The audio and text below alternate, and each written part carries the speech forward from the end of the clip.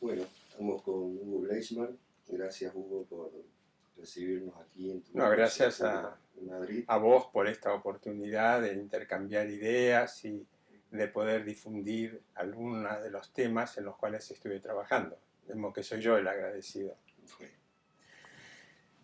quisiéramos, bueno, un poco aprovechar esta oportunidad de entrevistarte, bueno, para que nos hables de algunas cuestiones de lo que es el psicoanálisis, la psicoterapia psicoanalítica actual, todo lo que es los desarrollos que has ido haciendo durante tu carrera acerca de estas áreas. Y nos gustaría también si pudiéramos empezar, que a lo mejor nos cuentes un poco cómo han sido tus inicios en el psicoanálisis, cómo fue que se te dio un poco por incursionar en esta área, ¿no? Yo creo que es una buena forma de comenzar. Obliga un poco a hacer memoria, a recapitular y al mismo tiempo uno sabe que toda narrativa es siempre intencional y que cuando uno narra sobre uno mismo está motivado por necesidades de distinto tipo. De modo que eh, yo mismo tengo que tener cautela, no en exponerme, sino en tratar de ser fiel a lo que considero mi trayectoria.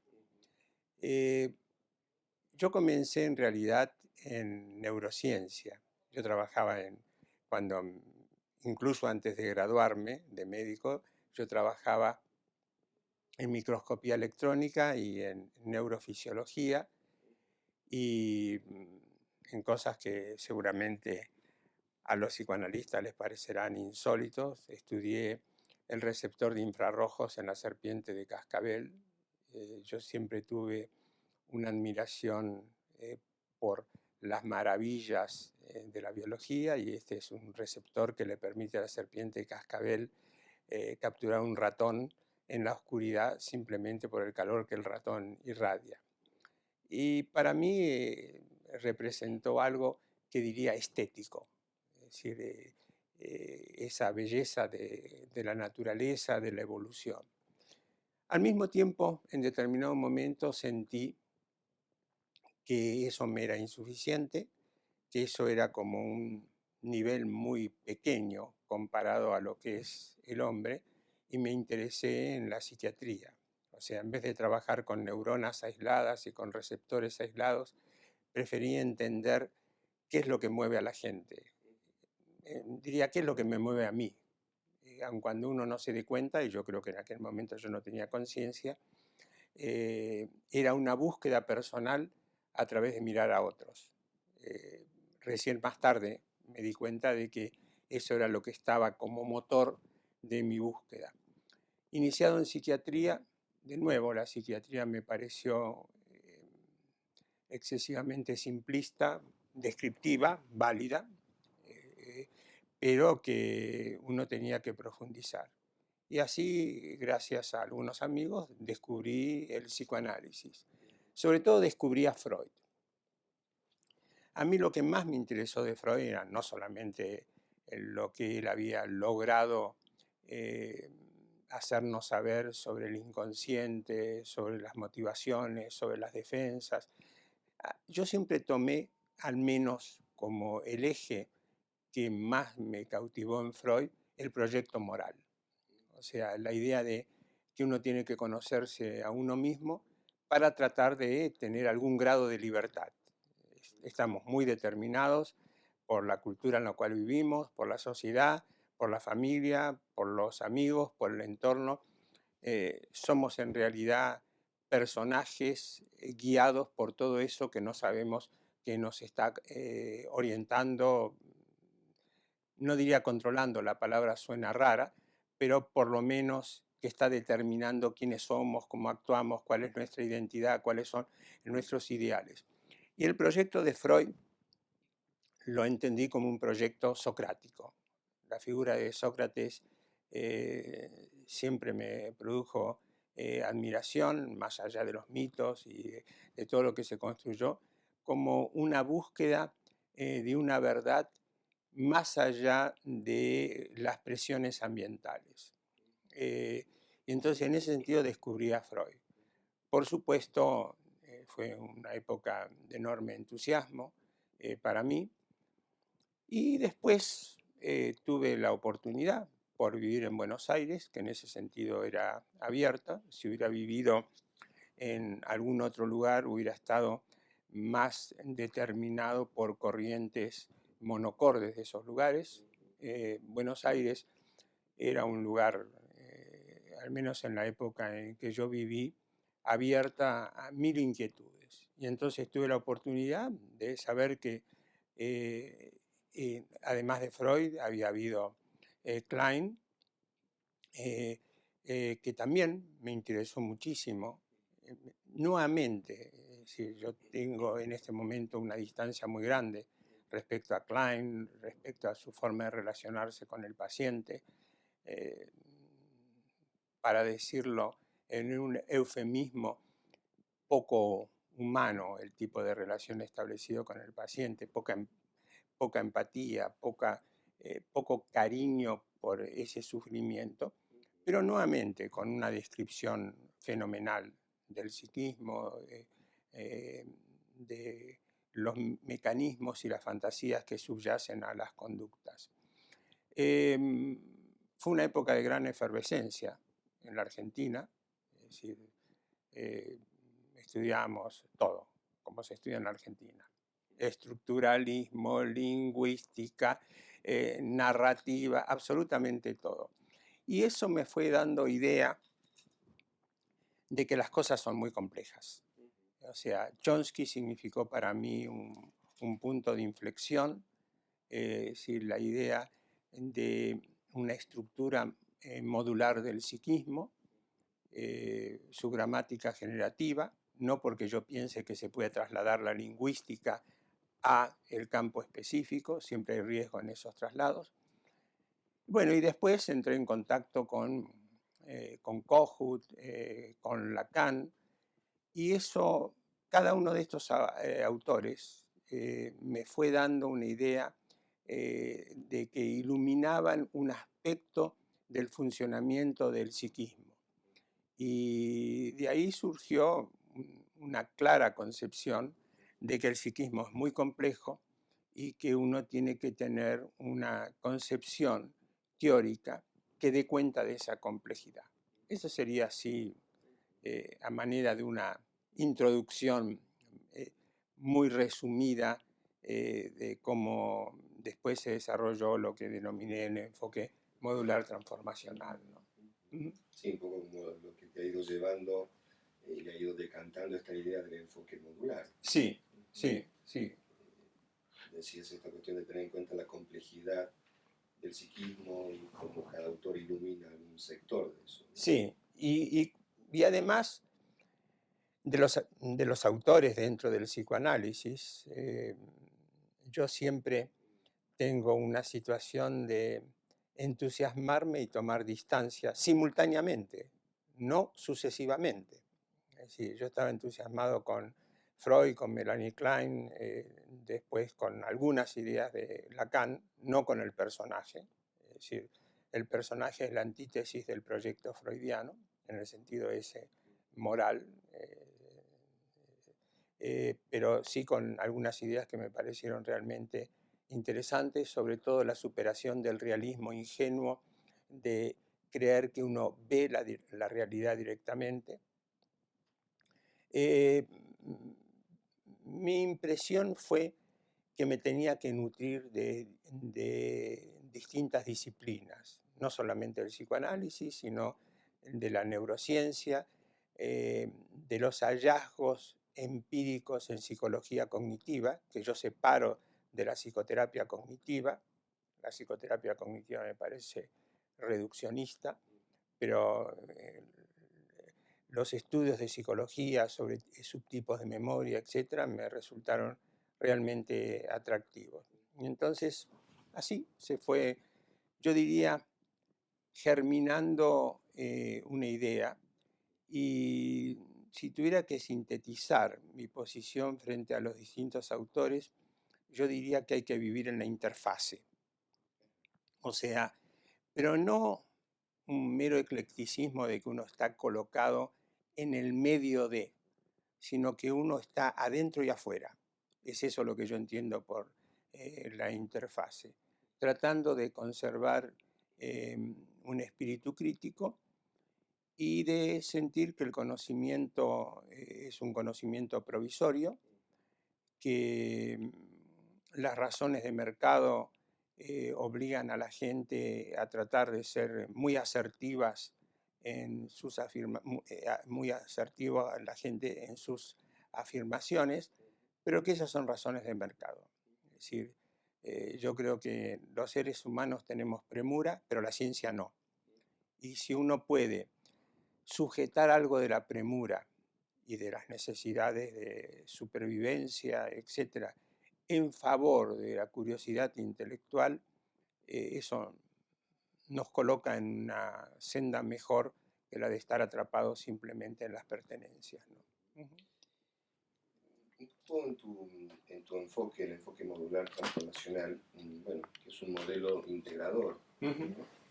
No solamente de corrientes psicoanalíticas, sino también de otras disciplinas vecinas al psicoanálisis, ¿no?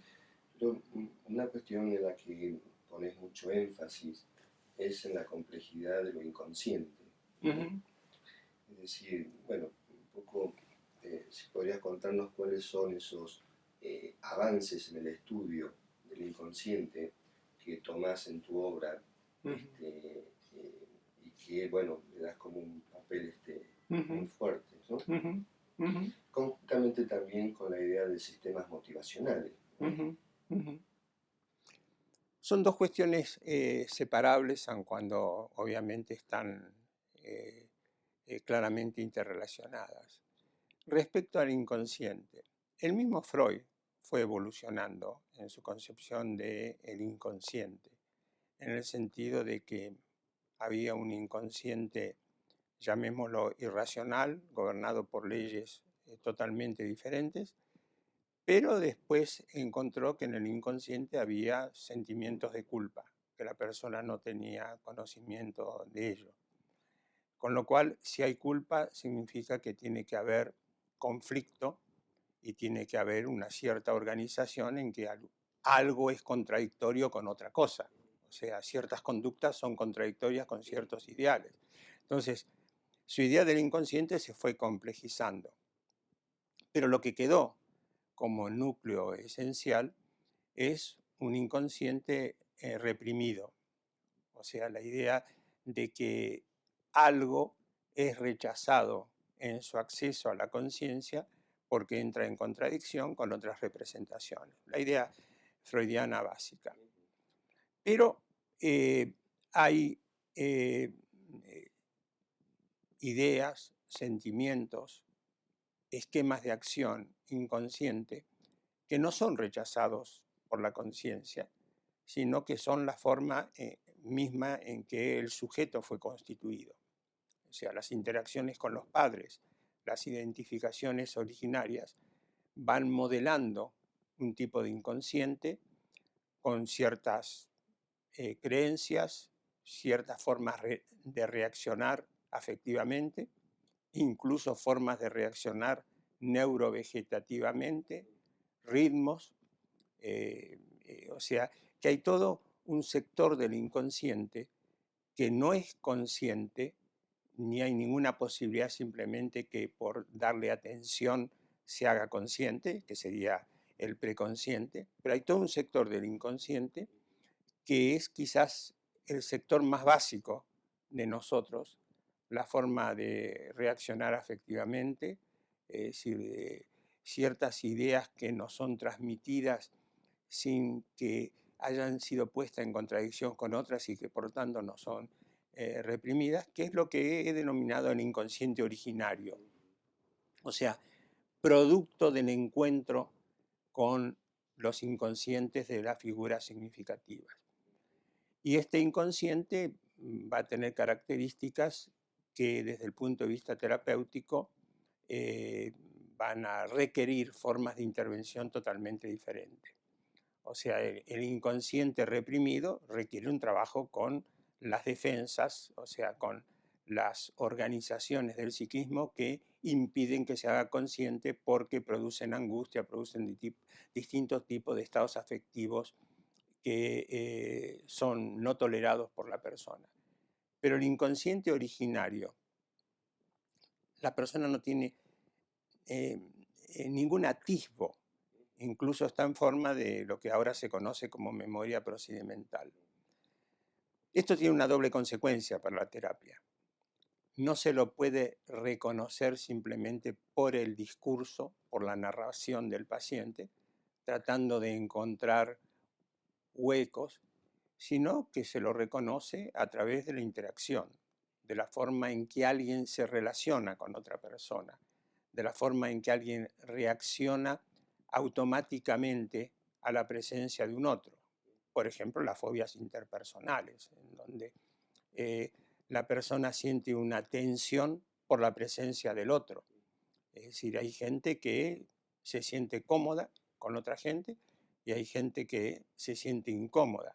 Y no es solamente por tener fantasías organizadas a la manera kleiniana, sino porque incluso son identificaciones de la comodidad o incomodidad que los padres tenían en el contacto con los otros.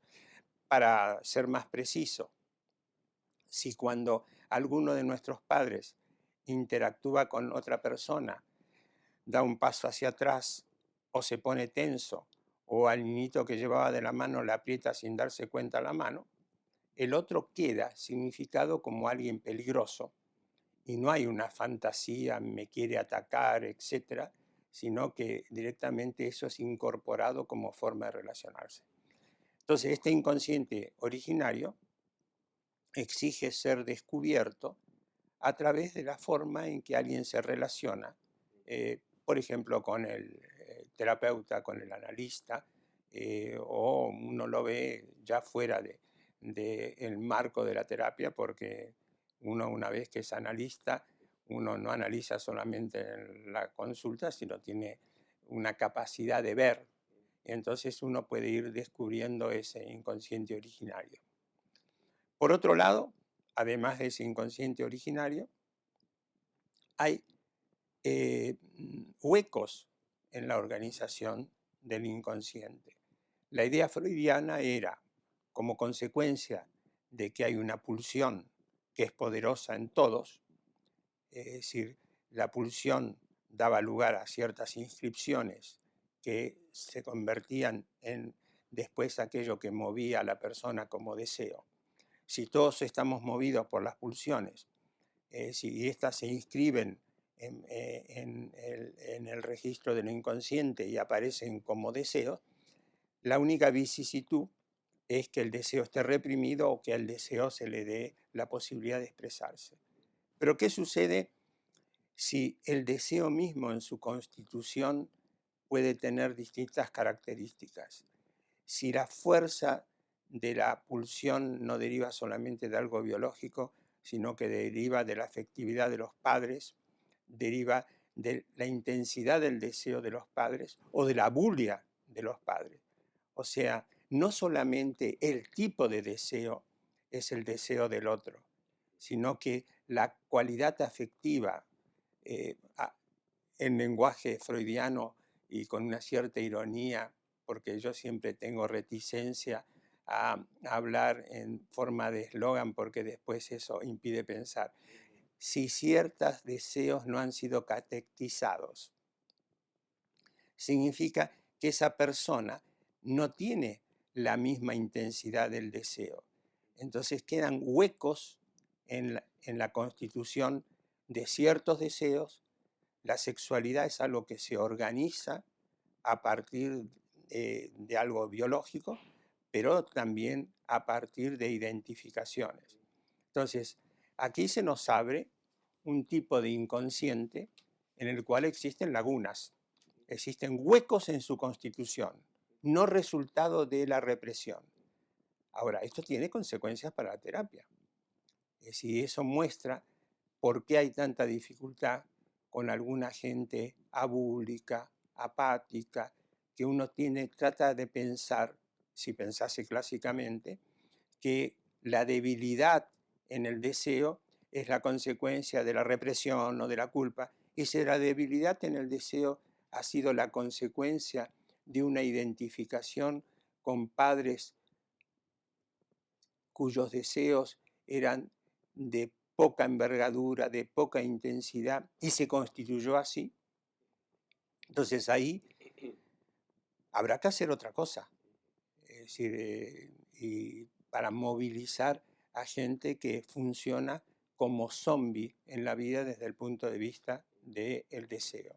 Entonces tenemos inconsciente, o mejor dicho, parece una contradicción, tenemos ausencia de constitución de inconsciente, porque se dice inconsciente no constituido, y hay una contradicción en la expresión, ausencia de constitución en el inconsciente.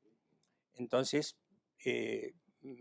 uno puede decir, bueno, yo no tengo ningún derecho a intervenir, pero si eso determina un sufrimiento en la persona, porque a su vez esa persona vive en un entorno que le requiere cierto tipo de intercambios y que no puede, es decir, ahí sí, eso nos legitima en tratar de ver cómo ayudamos a desarrollar la palabra desarrollar no es adecuada, hacer surgir, generar, porque desarrollar nos daría la idea de algo que ya existe y que es simplemente una cuestión de que tenga precisamente un desarrollo. Entonces ahí el papel del analista es importante, la afectividad del analista es importante, es decir, en la época de Freud o la gente que sigue con esa actitud analítica, neutra, etcétera, de decodificador de un inconsciente, la afectividad del analista tiene que ser neutra. Ahora, si nosotros queremos que la persona pueda modificar la afectividad del inconsciente, y en el análisis, en la interacción analítica, hay juegos de identificaciones ineludibles, más allá de que se diga que el paciente no se debe identificar con el analista. Si a mí, cuando se dice eso, me hace pensar en la época victoriana en que no tenía que haber sexualidad. Es decir, si hay identificaciones, la afectividad del analista tiene que ser tomada en cuenta y tendrá que ser modulada, no digo impostada, pero sí modulada en función de un objetivo terapéutico. Entonces ya tenemos por lo menos una, yo diría, multiplicación de lo inconsciente. Por otro lado, el cuarto sector que a mí me parece importante es lo que Freud descubrió en el trabajo que ha sido traducido como La disolución del complejo de Edipo, en donde planteó que debido a la frustración o a distintos tipos de circunstancias, no es que algo sea reprimido y que conserve su fuerza en el inconsciente, sino que sufre un sepultamiento, un hundimiento, pensaba en términos muy fuertes, casi desaparición, pero significa que puede desaparecer nuevamente, en términos freudianos, la catectización, la fuerza de cierta representación. Entonces, tenemos un inconsciente que no tiene la fuerza del inconsciente reprimido que pugna por salir, sino un inconsciente que yo lo denominé inconsciente desactivado. Y eso nuevamente va a exigir un tipo de intervención terapéutica, porque con el inconsciente reprimido actuemos sobre los sentimientos o las angustias y las defensas, y entonces va a emerger aquello que tiene fuerza. Aquí se tratará de tipos de intervenciones que le permitan ir dotando nuevamente de fuerza afectiva, de energía, como uno lo quiera llamar, a ese inconsciente. Entonces ya tenemos un inconsciente múltiple. Podríamos seguir, pero creo que esto da una idea de la complejidad del inconsciente a la cual yo me refiero, ¿no? Sí, y como has ido señalando, la necesidad de implementar técnicas específicas para ese sector o subtipo del inconsciente del que se trate, ¿no? Me parece que lo que planteas abre también la posibilidad de pensar qué papel o qué rol tiene también la persona del analista en la terapia, ¿no? Es decir, con esto de lo inconsciente no constituido o lo desactivado, ¿no? Primero, el analista en terapia es una persona como el paciente, movido por sus sistemas motivacionales, con necesidades narcisistas, necesidades de autoconservación, necesidades de regulación psicobiológica, deseos de tipo sexual, necesidades de apego. Entonces, es decisivo. Es decir, el analista no es simplemente alguien que interviene ayudando, sino que es alguien que interviene con su persona total, creando lo que los Baranger realmente eh, presagiaron de lo que después sería todo un desarrollo más actual sobre el campo intersubjetivo o el campo dinámico, etc. Y yo tengo siempre un recuerdo de Willy Baranger, no solamente por la concepción teórica, sino por lo que él era como persona. Es decir, es uno de esos recuerdos enormemente cariñosos de mi formación en la asociación psicoanalítica. Él fue profesor tuyo. Yo lo tuve a él como profesor de Melanie Klein y él tenía una frase que decía: el paciente no es un insecto que ustedes miran en el microscopio. Es decir, y eso decía mucho. Y después fue mi supervisor durante 2 años en un ambiente realmente formidablemente libre. Son esas experiencias placenteras. Un día llego y me dice: ¿sabe usted cuántas acepciones de narcisismo hay en Freud? No me acuerdo cuántas me dijo, pero me debe haber dicho como 9. No sé qué influencia puede haber tenido eso en mi interés en el tema del narcisismo. Pero tu pregunta tenía que ver, volviendo después de este desvío, con la persona del analista. Entonces, la persona del analista es fundamental, pero también es fundamental que el analista tenga una formación teórico-clínica en que pueda estar autoobservándose y que por lo tanto pueda pensar qué motivación me está impulsando en este momento a mí. Es decir, qué necesidad narcisista o qué necesidad de apego. Hay analistas que tienen una gran necesidad de apego y entonces generan un campo de transferencia y contratransferencia en donde satisfacen su necesidad de apego. Y hay otros que tienen un apego de tipo evitativo. Y lo interesante es que cada uno de nosotros nos preguntemos: la técnica que yo privilegio y que racionalizo como la adecuada, ¿qué tiene que ver con mi historia biográfica y con el tipo de apego que yo necesito?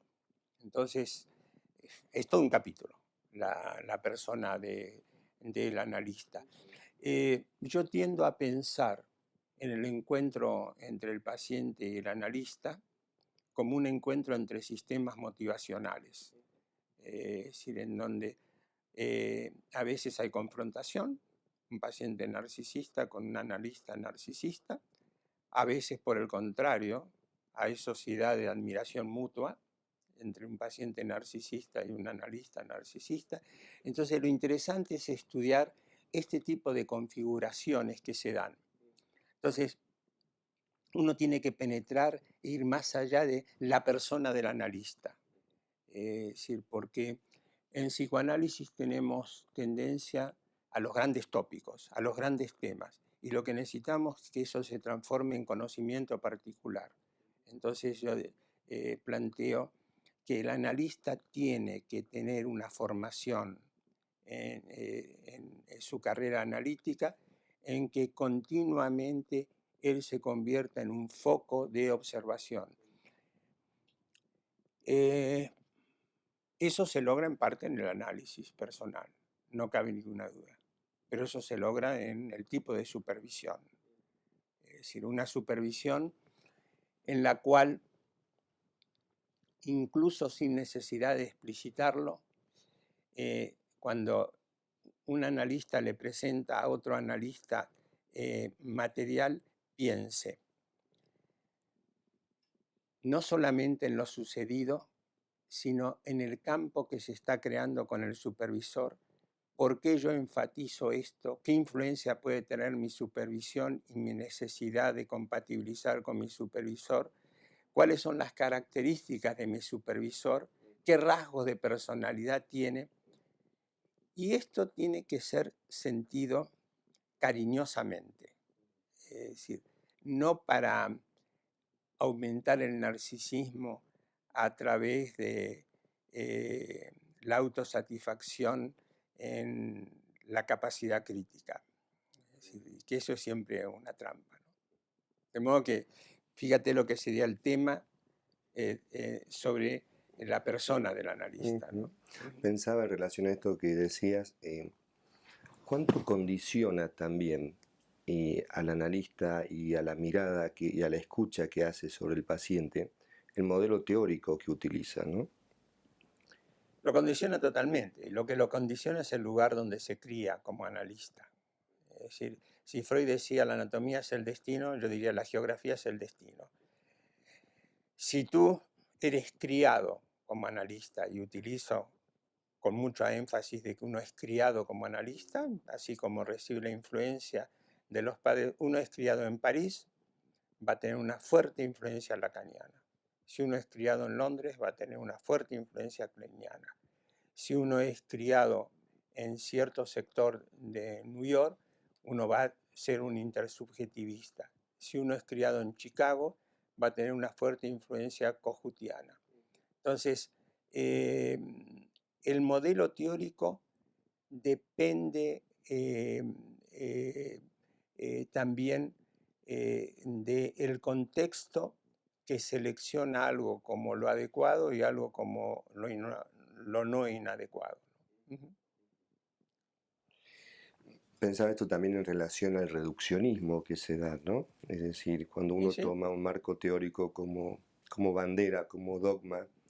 Como identidad. Como identidad. Como exacto. identidad, porque la gente dice, yo soy freudiano, yo soy lacaniano, yo soy kleiniano, yo soy de la psicología del yo. O sea, es una identidad que pasa a ser valorizada y uno se fusiona con un grupo al cual idealiza sin darse cuenta que ese grupo tiene una gran influencia coercitiva sobre uno.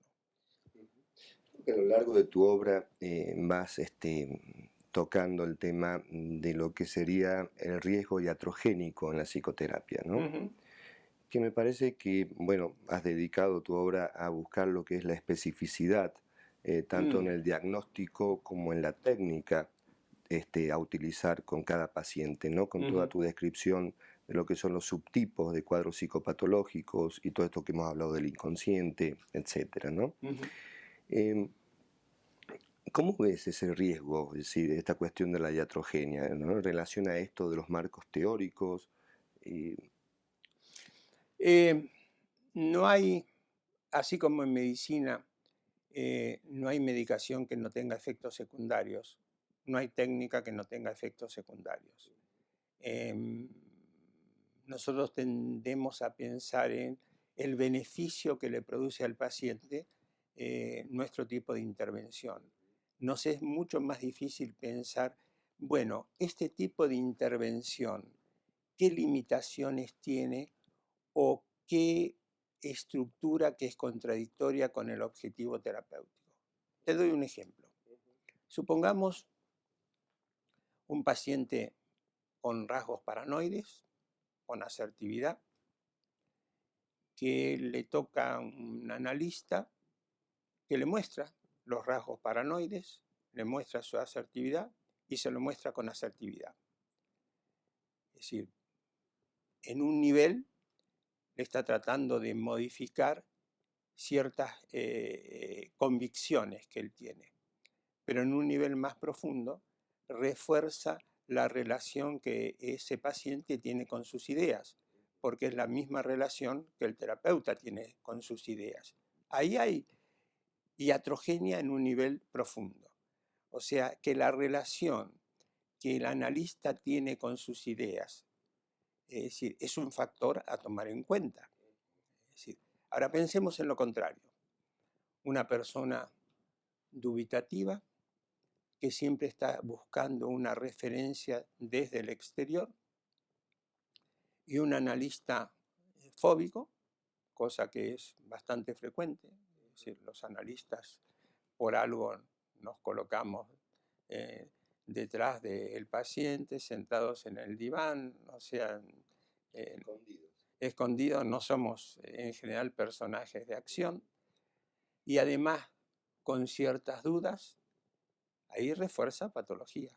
O sea, lo que hay que tener en cuenta es, más allá de lo que le digo, ¿cuál es la estructura de la relación?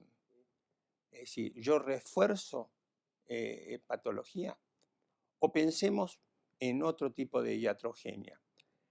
Supongamos un paciente con grandes necesidades de apego,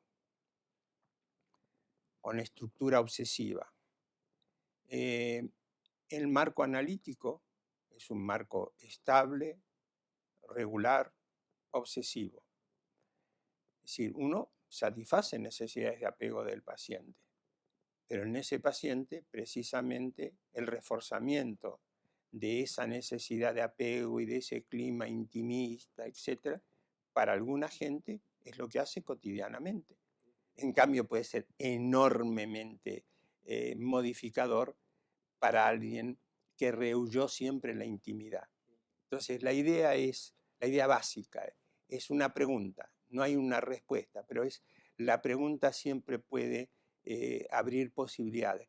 La pregunta básica es, ¿lo que estoy haciendo refuerza rasgos muy básicos del paciente, más allá de que yo pueda estar describiendo verbalmente de manera adecuada el rasgo del paciente? Me parece que estás tocando el tema también de lo que, bueno, no se habla en psicoanálisis, que es la contraindicación, ¿no? Es decir, qué tipo de terapeuta para qué tipo de pacientes también, ¿no? Sí, a mí me parece comprensible que no se hable. Es decir, yo creo que todos actuamos bajo necesidades muy perentorias.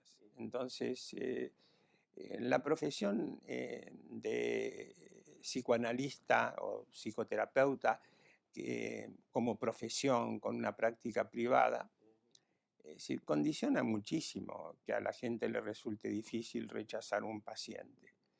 Es decir, entonces la gente acepta pacientes. eh, Recién pensé que estaba proyectando, diciendo la gente acepta pacientes. Aceptamos. Entonces, no sé si alguna vez habré dicho que para mí el 11º mandamiento es no proyectar. Sí, sí. ¿No? Te lo he escuchado en alguna ocasión. Sí, para mí es algo, siempre uno tiene, o sea, aceptamos pacientes por necesidades muy diversas, ¿no? Es decir, bueno, llega un momento en la vida en que uno tiene más libertad, es decir, pero uno tiene que ser tolerante con la gente que no tiene las posibilidades de aquellos que han alcanzado una posición en la vida que les da más libertad. Es decir, y uno tiene que recordar las épocas de la vida en donde no tenía esa libertad, y entonces uno puede identificarse retrospectivamente con la gente que no puede hacer uso de esa libertad. Entonces, por un lado, sí, ver críticamente, y por otro lado, entender con tolerancia que los seres humanos tienen necesidades que llevan más allá del ideal, ¿no?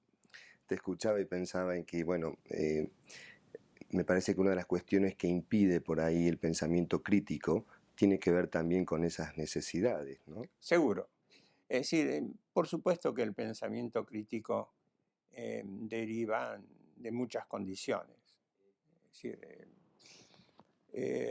deriva de condiciones de crianza, es decir, de haber vivido en una familia en donde el pensamiento crítico se ha valorizado y por el contrario se ha sentido en otras como algo que no se tiene que tener, y uno se cría en el pensamiento crítico narcisizándolo, o uno se cría en la obediencia narcisizándola. Es decir, las novelas de caballería en donde el vasallo se postra ante el señor y eso es un valor, es decir, simplemente reflejan a nivel de una ejemplificación particular que para alguna gente funcionar de acuerdo al grupo y privilegiar el ser aceptado es fundamental. Y eso atenta contra el pensamiento crítico. Pero yo creo que tiene que ver, además de la coerción actual, con condiciones de crianza. Ajá. Como esquemas que ya traemos incorporados de Como algún modo. tendencias. Como tendencias. Así como alguna gente que por razones narcisistas es excesivamente crítica y no puede incorporar. Entonces, ahí actúan rasgos de personalidad importantes. Pensaba también quizás en la importancia de una formación más abierta también, ¿no? Y que pueda de algún modo propiciar el pensamiento crítico, ¿no? Seguro, pero para eso se necesita maestros y profesores seguros en el sentido de que no se sienten demasiado en peligro si los discípulos o los alumnos lo cuestionan. Es decir, y que tengan un cierto placer realmente en ser cuestionados. Pero uno tiene un cierto placer en ser cuestionado cuando siente que puede afrontar verdaderamente ese tipo de cuestionamiento. Entonces, y no es simplemente tener convicciones sólidas, sino tener confianza en que las fallas de uno no lo destronan totalmente. Le hacen un poquitito de herida, pero no excesivamente. ¿No? Tolerable tendría que ser. Tolerable, exactamente, es una buena palabra. ¿No? Hugo, otra de las grandes cosas que vos trabajas a lo largo de tu obra es todo lo que tiene que ver con el cambio terapéutico, ¿no? Y cuáles son los mecanismos que propician los cambios terapéuticos. ¿Qué nos podrías contar al respecto? Me estoy riendo de mí mismo porque iba a referirme a un artículo que publica en el International Journal diciendo, bueno, ahí lo pongo, entonces me reía de mí mismo porque lo sentía como una especie de publicidad. Bueno, pero lo es. Es decir, no voy a hacer una negación freudiana diciendo, no vayáis a pensar que me estoy haciendo publicidad, ¿no? No, yo creo que en ese artículo a mí es un artículo que realmente significó para mí el escribirlo, el poder concretar que hay múltiples caminos. La palabra camino no es la más adecuada, que hay múltiples factores que intervienen en el cambio terapéutico. La interpretación es un elemento esencial del cambio terapéutico, porque si uno conoce lo que le está pasando, puede hacer alguna rectificación. La relación es un elemento esencial del cambio terapéutico, pero además el cambio terapéutico depende de un paciente que uno tolere que sea activo. Es decir, que el cambio terapéutico no derive solamente de la intervención del analista, sino un analista que trate de que el paciente tome a su cargo el descubrimiento y el intento de cambiar. En ese sentido, la técnica activa de Ferenczi, aun cuando tenía una teoría anticuada y aun cuando muchas de sus exploraciones me resultaría difícil adscribirme a ella, pero la idea de un paciente que tome a su cargo también el cambio terapéutico. Pero para eso el analista tiene que ir continuamente redefiniendo la hoja de ruta.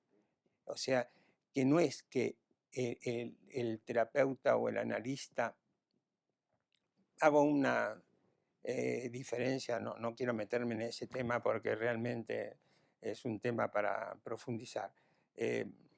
Simplemente que el terapeuta o el analista sepa qué es lo que tiene que cambiar, sino compartir realmente qué es lo que se está haciendo y por qué se está haciendo esto.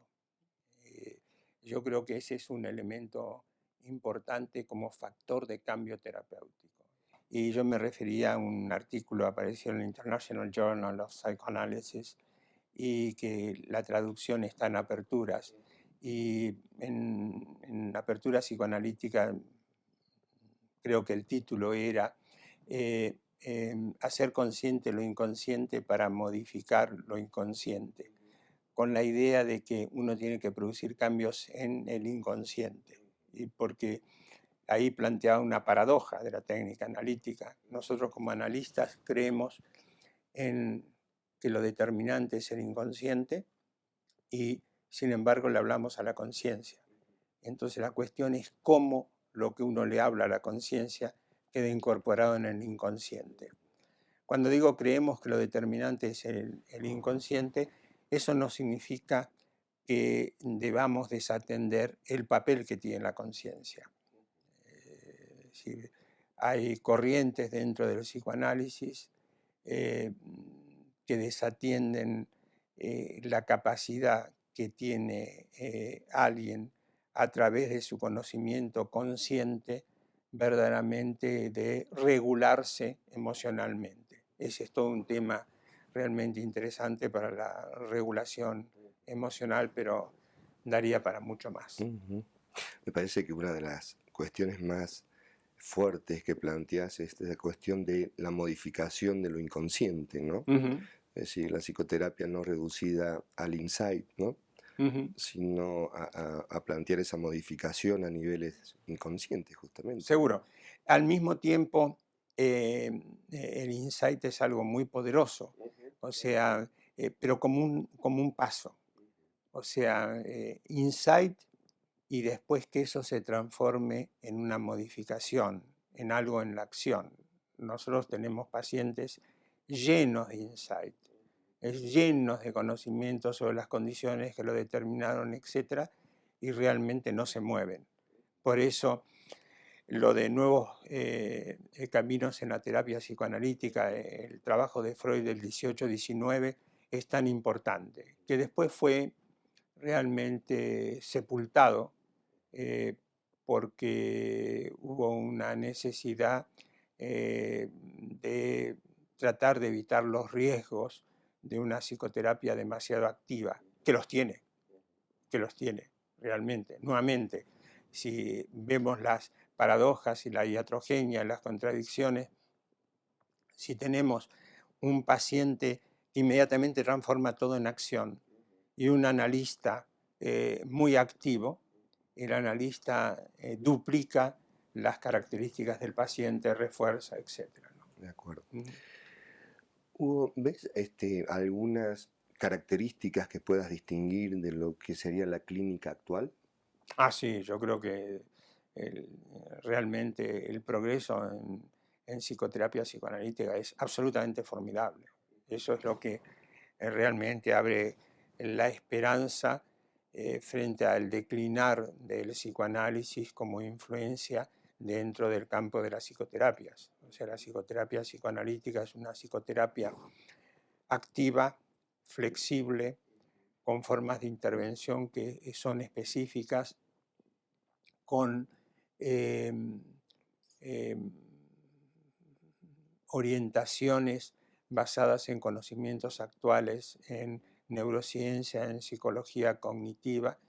Es decir, realmente es muy diferente del análisis clásico freudiano, kleiniano o de Kohut o de Lacan y sus seguidores. Por otro lado, el movimiento intersubjetivo ha hecho un aporte significativo, pero tiene limitaciones muy grandes. Desatienden lo intrapsíquico y al final es una especie de intercambio afectivo en el cual se confía que si hay esa buena relación, todo se va a modificar.